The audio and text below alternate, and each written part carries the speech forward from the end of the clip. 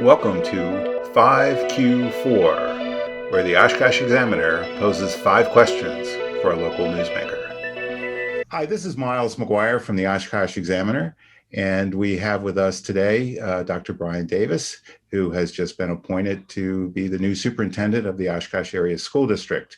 So thank you, Dr. Davis, for taking the time to chat with us. Yeah, thank you, Miles. Happy to be here. I know that you taught here, so you've lived in Oshkosh, you know Oshkosh, but you've been away for a while, and I'm not sure that people know you. So what should the people of Oshkosh know about Bryan Davis? Yeah, thanks. Oshkosh has always been a very special place for myself and my family. I've got a lot of family in the area. My parents grew up in Amro, so very familiar with the area. Had some of my most formative professional years as a teacher and coach over at Oshkosh West, and then for the last years of my career, the last 20 years now, which is amazing. It's gone pretty fast. Been up in Green Bay. I spent 8 years up in Green Bay as a assistant principal at Green Bay Preble, and then a high school principal over at Green Bay Southwest. And then the last 11 years as a superintendent. So 5 of those years at the Columbus School District down in Dane County, just northeast of Sun Prairie, and then the last 6 years, just finishing up my 6th year in Shorewood, which is just on the north side of Milwaukee, right next to UWM. So veteran experience, both bigger systems and some smaller systems, and just really looking forward to an opportunity professionally to be able to come in and grow in a bigger system, to be able to carry the equity work forward. I know that's been a priority for Oshkosh for a long time, and just really get back to working with what I know is a great staff and a supportive community. On a personal side, my wife and I met in Oshkosh. We bought our first home on Golden Avenue back in the day, and we actually bought some property earlier in the year that we were looking to build on in the next probably 10 years. That timeline has been moved up a little bit. So over on Hickory Avenue, or Hickory Lane, I should say. So yeah, it's worked out well. We're really excited to come back home and be part of the community. So where do we go from here? What are your priorities going to be? Yeah, my priorities, first of all, are to build relationships. As you had mentioned, it's been a long time since I've been around, so I know the neighborhoods, but not necessarily the faces. And so to be able to get out and meet staff members, meet community members, and be able to build those partnerships is really critical. I think especially as we're coming out of the pandemic and the COVID 15 months, those relationships and just being together and really important. I think my priorities from a system standpoint really are focused on 2 areas. So one is academic growth, at least a year's worth of academic growth for all students, no matter their circumstance. And then social emotional wellness is the other area. And I think especially as we move into, this reemergence of back in-person learning for all kids, for most kids as we're moving forward, focus on those 2 areas, and the balance of those 2 are going to be really important. So you alluded to this, and this is a question about diversity that, as you probably know, the student age population in Oshkosh is much more diverse than the community as a whole. And so that has sort of put the district on kind of the leading edge of how to come to grips with those issues. And particularly in the schools, there have been a couple of fallouts. One of them is that we see that there's an achievement gap across different schools and across demographic groups. And there's also sort of diversity in discipline that's been applied. At least that's, yeah, I think that's what the statistics show. And so the question is, how are you going to go about addressing these issues? So one of the things that attracted me to come back to Oshkosh was that focus on equity and the work that the district has begun in their ICS for Equity framework, and being able to do not only engagement and look at systems transformation internally, but also do some community engagement.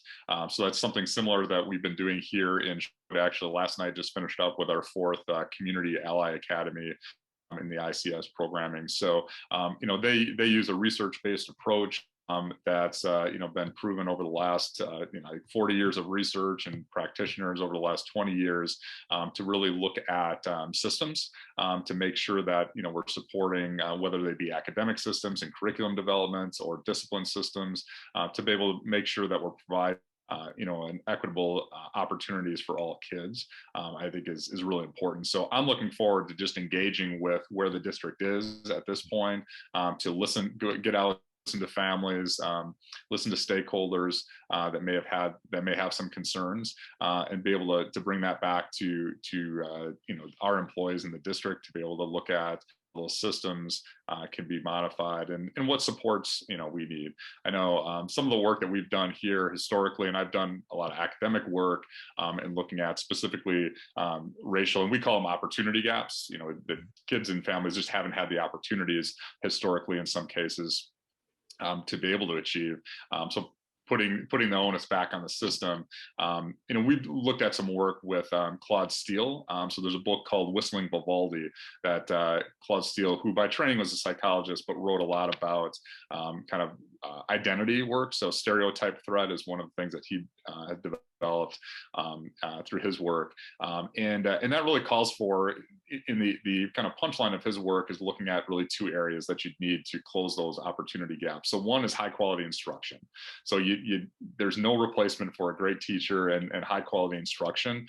It's one of the things that I love coming back to Oshkosh for, is because I taught with a lot of great educators, and I know that they're still here, and I know that we've been able to grow them. So I'm looking forward to that high quality instruction. The other piece is identity safety, to making sure that as students and staff walk into a space, whether it's a classroom space or a school, that they feel safe, they feel welcome, they feel like their identity is valued, and that's where I think we all have to do a lot of work in checking our biases and what historically our systems maybe have failed us in really valuing all identities over time. And so those are things that I'll look at and learn.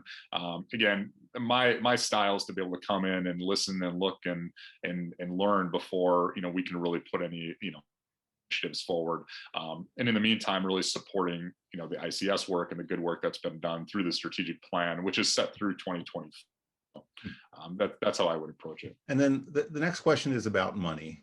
And since you've been here before, you know that Oshkosh has this reputation. We're a low spending district, and that there's some historical reasons for that. But it locks us in a little bit and makes it hard to get things done.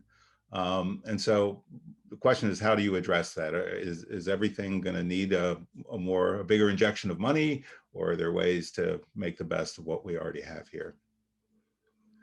No, I think we always approach it with making the best of what we have.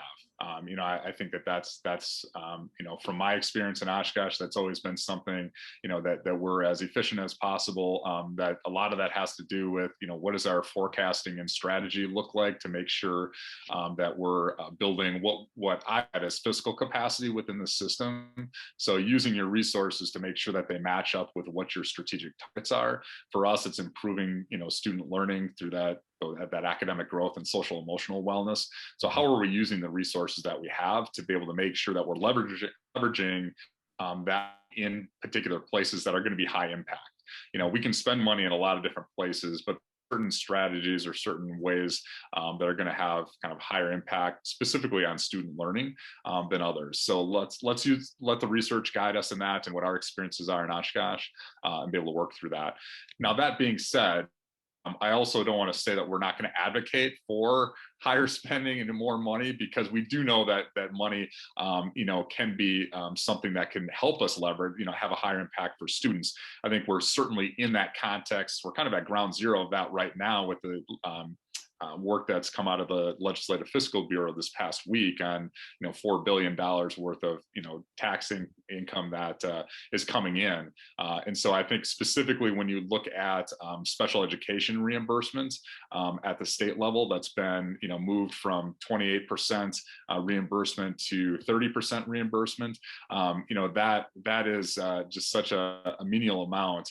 We'd really like to see that get to about 60% special education reimbursement, because these are our most vulnerable kids, and we know that they provide those services. And when private schools, in many cases, are getting 90% reimbursements, the inequities between what the public schools and the private schools are getting that reimbursement really, should be highlighted. So as we would have money that would be available at a state level, which we do right now, one of my first areas of advocacy would be in that special education reimbursement to get that up to a much more reasonable point, 60% or higher for that reimbursement for our students. What that's going to allow us to do then is provide the supports that our special education students need, and then also provide then more funding within our general fund, so we can be strategic about how we're moving forward. And then just one last question, and no surprise here that the school district has gone through a lot of turmoil in the last year. And there have been, within the community, there's been criticism of individuals, of the system, et cetera, et cetera. But putting that aside, I think, and I think this coming from this area, that Oshkosh really prides itself on being a supportive community. And I'm just wondering what kinds of support from the community would be of help to you as you go forward. Yeah, it's certainly one of the things that attracted me to come back, is knowing that the longstanding community support and schools matter in Oshkosh, and that's something that we want to continue. I would ask the community to look for ways that they can partner with the district, whether it's myself specifically or with any of their neighborhood schools, in ways that would support those two areas. Academic growth for students and that social emotional wellness. So I know there's a lot of businesses that can provide opportunities, for students. I know, down here in Shorewood, we had a partnership with Children's Hospital of Wisconsin to be able to provide some wellness counseling right in our schools. So I would just ask anybody, from a community standpoint, whether you be an individual resident who'd like to spend some time, reading to kids at their local elementary school, or business who are, ready to invest in particular initiatives. Let's get together. For my calendar up, and I'm willing to meet with anybody at any time, and to be able to build those partnerships. My initiative in the first 90 days for me and my first year really is to be out and about and building those partnerships and relationships. So if you've ever had an idea or an inkling to be able to be involved, now's a great time to be able to do that. We'll be back in person, and it's going to be a great time to be in Oshkosh. Well, thank you very much for taking the time to chat with us. I appreciate it. I think people are happy to hear your voice, and looking forward to your arrival. Yes, thanks, Miles. I appreciate it.